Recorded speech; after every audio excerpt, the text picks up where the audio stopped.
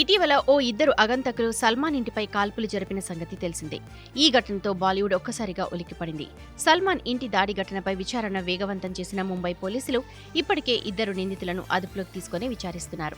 సల్మాన్ ఖాన్ను ఎలాగైనా చంపేస్తామని, ఇప్పుడు కాల్పులు జరిపింది కూడా తామే అంటూ బిష్నోయ్ గ్యాంగ్ ప్రకటించింది. దీంతో సల్మాన్ కు మరింత భద్రత పెంచారు. గతంలో కృష్ణ జింకలను వెంటాడినందుకు గాను సల్మాన్ పై బిష్నోయ్ గ్యాంగ్ ఈ స్థాయిలో టార్గెట్ చేసింది.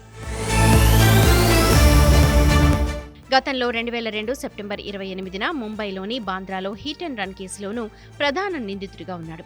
అతడికి చెందిన Toyota land cruiser car bakery సమీపంలో నిద్రిస్తోన్న వ్యక్తులపైకి దూసుకెళ్లింది. ఈ ఘటనలో ఒకరు మృతి చెందగా పలువురు గాయపడ్డారు. ఈ కేసులో బాలీవుడ్ స్టార్ హీరో సల్మాన్ ఖాన్ నిందితుడిగా ఉన్నాడు. నిజానికి ఈ కేసులో తన హస్తం లేదని వాదించాడు. తాను వెనక కూర్చున్నానని, డ్రైవరే కారు నడుపుతున్నాడని పేర్కొన్నారు. ఈ ఘటన జరిగిన ప్రదేశం ఇప్పటికీ తనను వెంటాడుతుందని అన్నారు సల్మాన్. రజత్ శర్మ ఆప్కి అదాలత్ కార్యక్రమానికి సల్మాన్ ఖాన్ ముఖ్య అతిథిగా హాజరయ్యారు. ఆ ఇంటర్వ్యూలో హిట్ అండ్ రన్ కేసు గురించి ప్రస్తావించారు. దీంతో సల్మాన్ మరోసారి ఎమోషనల్ అయ్యారు. ఆ సంఘటన పట్ల నేను ఇప్పటికీ కలత చెందుతున్నాను. ఇంటికి వెళ్ళినప్పుడు నాకు ఆ సంఘటన గుర్తుకొచ్చి మరీ వేధిస్తుంది.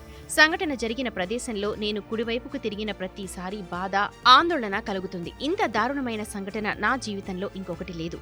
డ్రైవర్ కారు నడుపుతున్నాడు. కమల్, నేను వెనక కూర్చున్నాం. రోడ్డు మీద రాయి ఉండటంతో డ్రైవర్ సడన్ గా బ్రేక్ వేశాడు.